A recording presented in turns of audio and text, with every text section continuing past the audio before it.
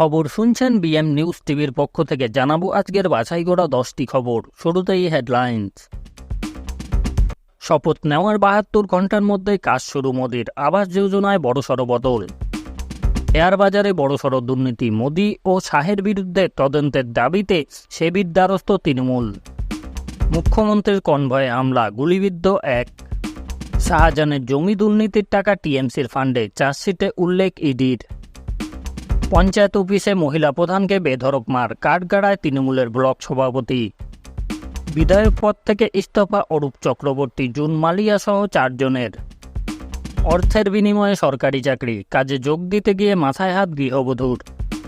Park স্ট্রিটের রেস্তোরাঁয় বিধ্বংসী আগুন, ধোঁয়ায় মুছে গেল এলাকা। মন্ত্রিত্ব পেতে আশীর্বাদ নিতে দিলীপের কাছে সুকান্ত। ফের সোনার দোকানে ডাকাতি, রানীগঞ্জের পর এবার ডোমজুর। এখন বিস্তারিত। তার আগে আপনারা কোন জেলা থেকে আমাদের এই ভিডিওটি দেখছেন অবশ্যই কমেন্ট করে জানাবেন। শপথ নেওয়ার 72 ঘন্টার মধ্যে কাজ শুরু মোদির। আবাস যোজনায় বড়সড় বদল। গত রবিবার প্রধানমন্ত্রী পদে শপথ নিয়েছেন। সোমবার বিকেল 5টা থেকে তৃতীয়বার প্রধানমন্ত্রী হিসেবে কাজ শুরু করেন নরেন্দ্র মোদি। জানা গিয়েছে সোমবার বিকেল 5টা থেকে বৈঠকে বসছেন নতুন মন্ত্রিসভা। অত্যন্ত 2 কোটি বাড়িকে প্রধানমন্ত্রী আবাস যোজনায় অন্তর্ভুক্ত করা হতে পারে এই বৈঠকে। রবিবার মোদির পাশাপাশি মন্ত্রী হিসেবে শপথ নেন 72 জন নির্বাচিত সংসদও। নতুন মন্ত্রিসভায় রয়েছেন মধ্যপ্রদেশের প্রাক্তন মুখ্যমন্ত্রী শিবরাজ সিং চৌহান, হরিয়ানার মনোহরলাল ঠগ্গর। রেকর্ড গড়ে তৃতীয়বার মন্ত্রিসভায় নির্মলা সীতারামন। বিজেপির সর্বভারতীয় সভাপতি জেপি নাড্ডাও মন্ত্রী হিসেবে শপথ নিয়েছেন। শেয়ার বাজারে বড়সড় দুর্নীতি। মোদি শাহের বিরুদ্ধে তদন্তের দাবিতে সেবির দ্বারস্থ তৃণমূল। লোকসভা নির্বাচনের ফল প্রকাশের আগে দেশবাসীকে শেয়ার বাজারে বিনিয়োগের বার্তা দিয়েছেন খোদ দেশের প্রধানমন্ত্রী এবং স্বরাষ্ট্রমন্ত্রী, যার জেরে একদিনে প্রায় 30 লক্ষ কোটি টাকার ক্ষতি হয়েছে দেশবাসীর। এই ঘটনায় এবার খোদ নরেন্দ্র মোদি ও অমিত শাহের বিরুদ্ধে শেয়ার বাজারে প্রভাবিত করার অভিযোগ তুলল তৃণমূল। বাজার নিয়ন্ত্রণ সংস্থা সেবির কাছে তদন্তের দাবিতে আবেদন জানিয়েছেন তৃণমূলের রাজ্যসভা সাংসদ সাকেত গোখলে। মুখ্যমন্ত্রীর কনভয়ে হামলা, গুলিবিদ্ধ এক। বছর ঘুরতে না ঘুরতেই ফের উত্তপ্ত মণিপুর। এবার সরাসরি মুখ্যমন্ত্রীর উপর হামলার চেষ্টা করা হলো। মণিপুরের মুখ্যমন্ত্রী এন বীরেন সিংয়ের কনভয়ে হামলা চালায় সশস্ত্র সন্ত্রাসবাদীরা। হামলার মুখোমুখি এক নিরাপত্তারক্ষী আহত হয়েছে বলে জানা গিয়েছে এদিন সকালে মণিপুরের কাঙ্গপকরি জেলায় মুখ্যমন্ত্রীর কনভয়ের উপর হামলা চালায় সশস্ত্র সন্ত্রাসবাদীরা। মুখ্যমন্ত্রীর দপ্তর সূত্রে খবর, ইম্ফল থেকে জিরিরামে যাচ্ছিলেন মুখ্যমন্ত্রী। সকাল 10টা নাগাদ 37 নম্বর জাতীয় সড়কের উপরে মুখ্যমন্ত্রীর কনভয়ের উপর হামলা চালায় সন্ত্রাসীরা।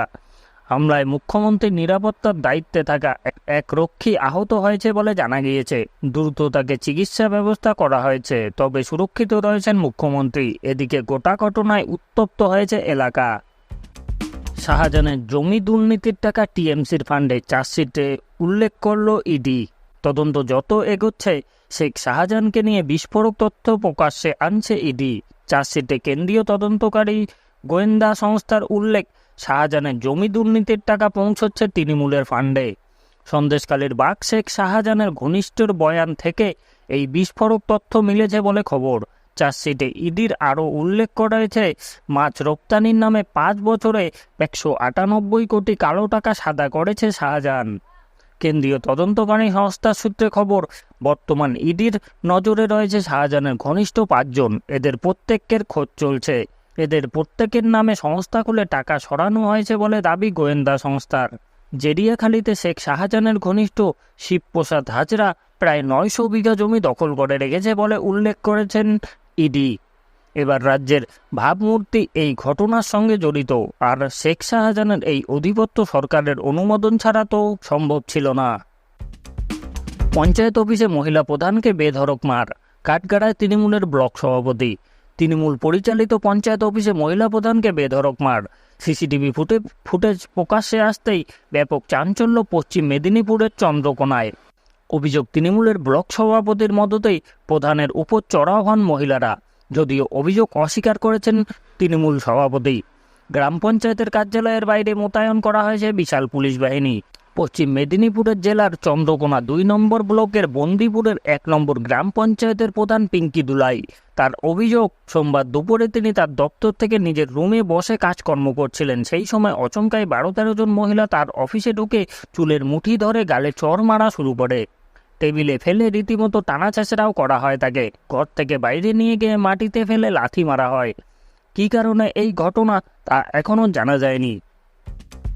বিধায়ক পদ থেকে ইস্তফা দিলেন অরূপ চক্রবর্তী, জুন মালিয়া সহ 4 জন। রাজ্যের একাধিক বিধায়ক দিল্লির পথে। সংসদ হিসেবে নির্বাচিত হয়েছেন তারা, তবে বিধায়ক পদ থেকে ইস্তফা দিয়েছেন অরূপ চক্রবর্তী, জুন মালিয়া, জগদীশ বর্মা বাসুনিয়া এবং পার্থ ভৌমিক। তবে এখনও রাজ্যের সেচ মন্ত্রীর পদ থেকে সচ্ছেন না পার্থ, বরং ঘাটাল মাস্টার প্ল্যান বাস্তবায়িত করতে তাকে ও দেবকে নিয়ে আলাদা করে বৈঠকে বসবেন মুখ্যমন্ত্রী, এমনটাই সূত্রের খবর। রাজ্যের একাধিক বিধায়ককে লোকসভা ভোটের যুদ্ধে নামিয়েছেন তৃণমূল সুপ্রিমো। অর্থের বিনিময়ে সরকারি চাকরি, কাজে যোগ দিতে গিয়ে মাথায় হাত বধূর। অর্থের বিনিময়ে সরকারি চাকরির নিয়োগপত্র নিয়ে কাজে যোগ দিতে গিয়ে মাথায় হাত বধূর। প্রতারিত হয়েছেন বুঝতে পেরেই পুলিশের দ্বারস্থ বধূ। জানা গিয়েছে প্রতারিত মহিলার নাম মামনি নন্দী, বাড়ি কেশপুর ব্লকের আনন্দপুরের নন্দীপাড়ায়। তার স্বামীর নাম সুমন নন্দী। জানা গিয়েছে কৌশিক ঘোষ নামে এক ব্যক্তি তার স্ত্রীকে কেশপুর গ্রামীণ হাসপাতালের অফিসে অ্যাটেন্ডেন্টের চাকরি পাইয়ে দেওয়ার প্রস্তাব দেন। ওই বাবদ প্রায় 1 লক্ষ টাকা নেন। কিছু টাকা নগদ এবং কিছু টাকা অনলাইনে নেন। গত 29 তারিখে তার স্ত্রী মৌসুমী নন্দীর নামে একটি নিয়োগপত্র দেওয়া হয়। সেখানে লেখা ছিল 18 জুন কাজে যোগদান করতে হবে। নিয়োগপত্র হাতে পাওয়ার পর তাতে আধিকারিকদের একাধিক স্বাক্ষর দেখে সন্দেহ হয় তাদের। বিষয়টি নিয়ে বিস্তারিত জানতে এদিন তারা প্রথমে কেশপুর গ্রামীণ হাসপাতালে যান।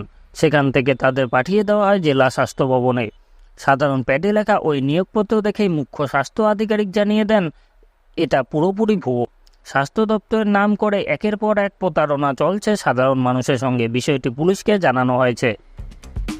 খাস কলকাতায় ফের বিধ্বংসী আগুন। পার্ক স্ট্রিটে এলেন পার্কের পাশে একটি রেস্তোরাঁয় অগ্নিকাণ্ড।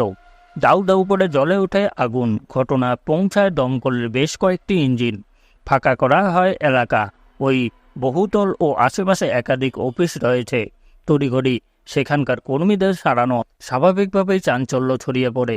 এরপরেই নজরে আসে লিলিয়ান শিখা। খবর দেওয়া হয় দমকলকে। ইঞ্জিন পৌঁছানোর আগেই দাউ দাউ করে জ্বলে ওঠে আগুন। কালো ধোঁয়ায় মুছড়ে যায় এলাকা। দমকল কর্মী, বিপর্যয় মোকাবিলায় বাহিনী ও পুলিশ আধিকারিকরা যুদ্ধকালীন তৎপরতায় শুরু করে কাজ। সুকান্ত মজুমদার ও দিলীপ ঘোষের সম্পর্ক নিয়ে কম জলঘোলা হয়নি। মন্ত্রিত্ব পেয়েই আশীর্বাদ নিয়ে সেই দিলীপের কাছে বালুরঘাটের সংসদ তথা কেন্দ্রীয় প্রতিমন্ত্রী পা ছুঁয়ে প্রণাম করলেন তিনি। রবিবার দুপুরেই জানা গিয়েছে মন্ত্রিত্ব পাচ্ছেন বালুরঘাটের সংসদ তথা রাজ্য বিজেপি সভাপতি সুকান্ত মজুমদার। সন্ধেবেলায় শপথ নেন তিনি। 2 মন্ত্রকের দায়িত্ব পেয়েছেন। বর্তমান দিল্লিতেই রয়েছেন। সেখানেই রয়েছেন দিলীপ ঘোষও। মঙ্গলবার সকালে মন্ত্রকের দায়িত্ব বুঝে নেওয়ার আগে ছটাং দিলীপের কাছে হাজির হন সুকান্ত মজুমদার। দলের ওই দাপুটে নেতার পা ছুঁয়ে প্রণাম করেন তিনি। বেশ কিছুক্ষণ কথাও বলেন তারা। ফের সোনার দোকানে ডাকাতি। রানীগঞ্জের পর এবার ডোমজুর। পুরুলিয়ার রানাঘাট, আসানসোলের পর এবার ডোমজুরে দুঃসাহসী ডাকাতি। ভরপুর দুপুরে সোনার দোকান লুট করে চম্পট দিল দুষ্কৃতীরা। দোকানের কর্মীদের রিভলভারের বাট দিয়ে মারধর করা হয় বলে অভিযোগ। এক কর্মচারী গুরুতর জখম হয়েছে। তাকে হাসপাতালে নিয়ে যাওয়া হয়েছে। স্বাভাবিকভাবে এই ঘটনায় এলাকায় আতঙ্ক ছড়িয়েছে। তদন্তে নেমেছে হাওড়া সিটি থানার পুলিশ।